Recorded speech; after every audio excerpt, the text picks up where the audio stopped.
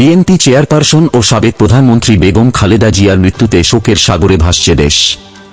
অন্তর্বর্তী সরকারের প্রধান উপদেষ্টা অধ্যাপক মোহাম্মদ ইউনূস সহ বিশ্বের বিভিন্ন দেশের রাষ্ট্র ও সরকার প্রধান শোক জানিয়েছেন। খালেদা জিয়ার আত্মার মাগফিরাত কামনা করে সামাজিক যোগাযোগ মাধ্যমে বিভিন্ন শ্রেণী পেশার মানুষ পোস্ট দিচ্ছেন। এর মধ্যেই সামাজিক মাধ্যমে ছড়িয়ে পড়েছে ক্ষমতাচ্যুত প্রধানমন্ত্রী শেখ হাসিনার খালেদা জিয়াকে নিয়ে বিভিন্ন সময়ে দেওয়া বিতর্কিত বক্তব্য। 2019 সালের 3 নভেম্বর কৃষিবিদ ইনস্টিটিউশন মিলনায়তনে এক আলোচনা সভায় শেখ হাসিনা বলেন, খালেদা জিয়ার জন্য এত মায়াকান্না কেন? জিয়া ছিলেন খুনি, খুনির স্ত্রী খুনি। ওই বক্তব্যের ভিডিও শেয়ার করে একজন ফেসবুক ব্যবহারকারী লিখেছেন, এবার আপনি খুশি তো? জানিয়ে নেটিজেনদের মধ্যে তীব্র প্রতিক্রিয়া দেখা যায়। এছাড়া 2023 সালের 3 অক্টোবর লন্ডনের ওয়েস্টমিনস্টার মেথডিস্ট সেন্ট্রাল হলে দেওয়া বক্তব্যে শেখ হাসিনা খালেদা জিয়ার বয়স ও অসুস্থতা নিয়েও কটাক্ষ করেন।